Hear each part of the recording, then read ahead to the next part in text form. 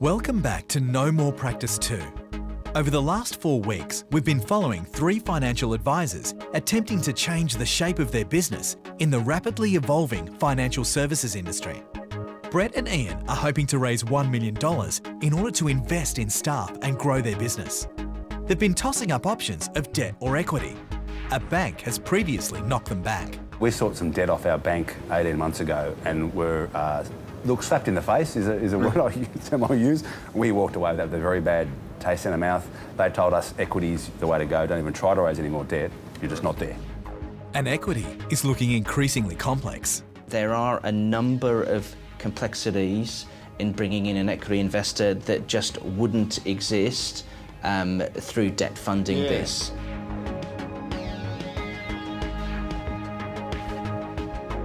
And things were looking interesting for Chris as well. Last week, Chris met with broker Alan Kenyon, who advised him on preparing for a sale.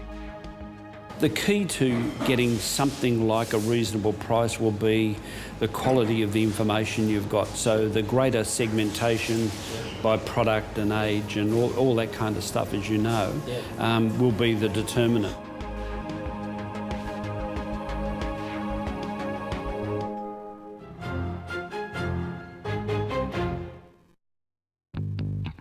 Meet Tim Browne. Tim is General Manager at CommInsure. Today, Brett and Ian will seek his advice. One of the other things I'm becoming more and more preoccupied is separating service from advice. I think most clients pay for advice and the advice must stand up on its own 2 feet. Separate to that is the service and the experience that you provide. And as you're spending your money, I'd be spending it as much as I can to make sure that the advice is first class and the advice is highly valued. Don't confuse service with advice, and the clearer you are and the better reputation you have around being great advisors, the better it'll be. I like that too. Yeah. I think you're sitting on a goldmine.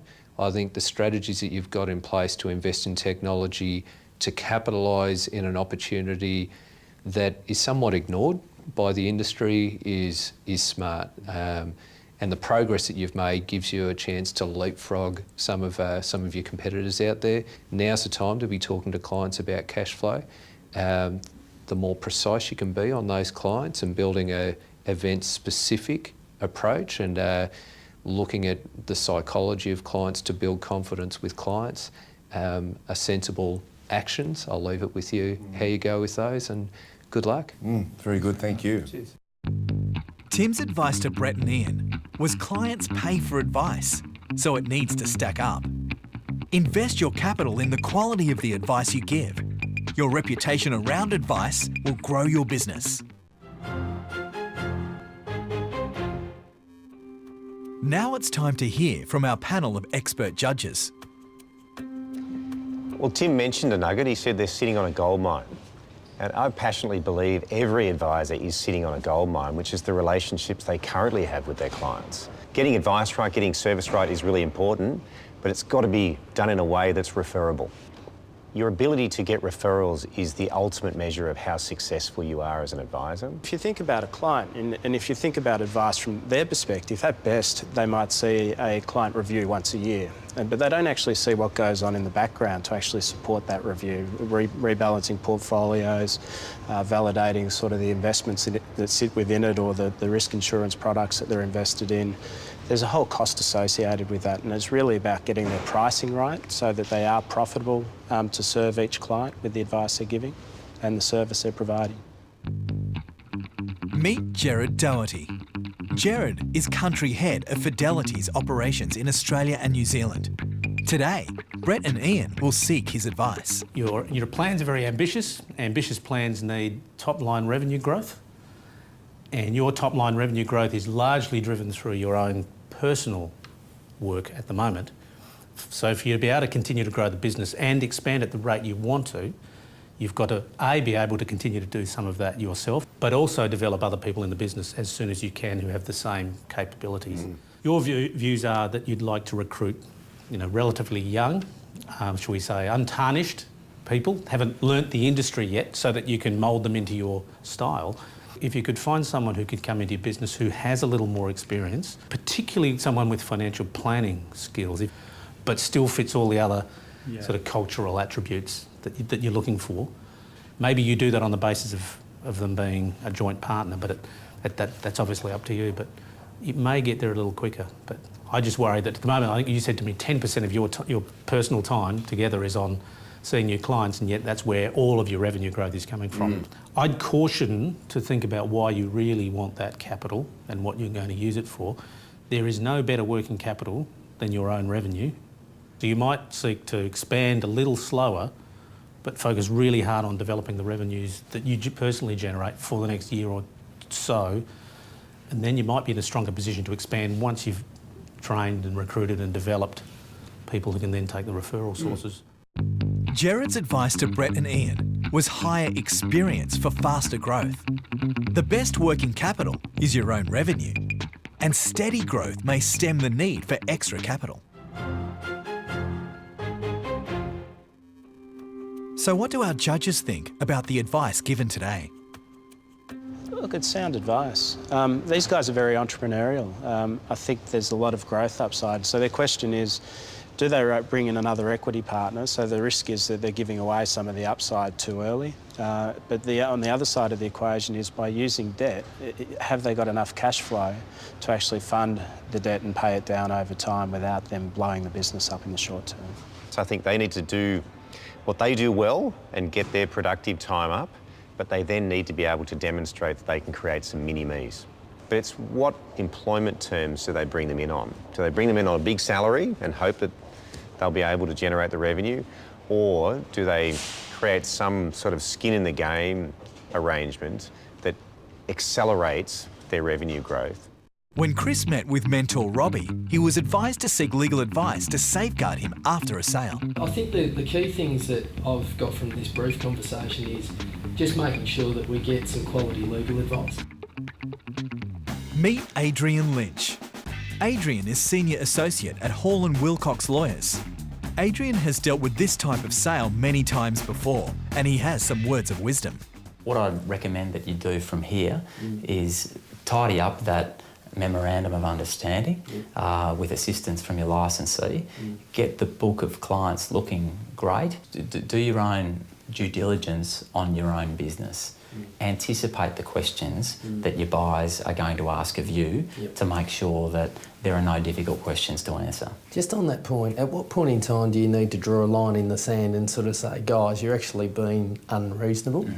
Because, you know, you do get some people that get paralysis by analysis. Yeah, absolutely. It's a seesawing effect.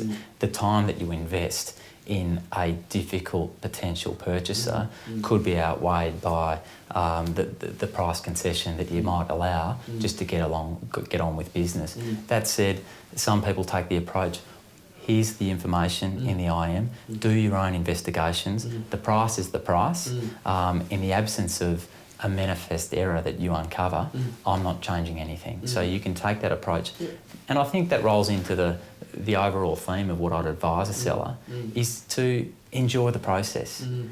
It rarely happens, but what I'd recommend is to try and put faith in your advisors, outsource the stress to the people who you've engaged to manage your risk, and you can focus on your business while they deal with the negotiation of the points that have been raised in your memorandum of understanding.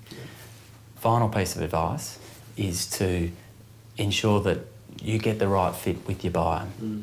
If the cultural fit's not right between you and the buyer, we're going to have a really difficult, protracted buyout process, and potentially the transition to the new clients, to the new buyer, is going to be fraught with difficulty, which may end up affecting that earn-out price if we don't get the 100% up front. Just one final thing.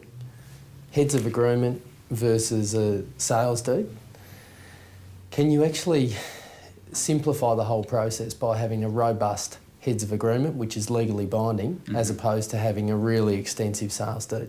In my experience, it doesn't really work. You end up with, I've seen heads of agreement that run for 25 pages. It defeats the purpose. We're trying to deal with a simple simple document that deals with the core commercial terms, together with some critical binding provisions like exclusivity, enforceability and confidentiality. Everything else can wait for the main event. Adrian, that's been awesome. I mean, you've answered a lot of questions that I've been a little bit grey on, and I think I'm heading towards the judging panel with a lot more knowledge than what I had previously. So thanks for that. Adrian's advice to Chris was let your experts negotiate on the sale. A cultural fit with the buyer is crucial, and heads of agreement is not a contract with core commercial terms.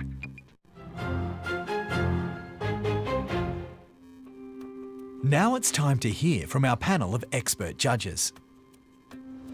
Yeah, I think Adrian's made some assumptions around the simplicity of the sale being a client book, and there'll be a logical buyer for it. I always think it's probably better to, whether it's a heads of agreement, but at least getting into a simple term sheet with the other party around the key terms. Better to know that at the early stages before bringing the lawyers in at the back end and having to draft for it only to find one party can't agree with the other party.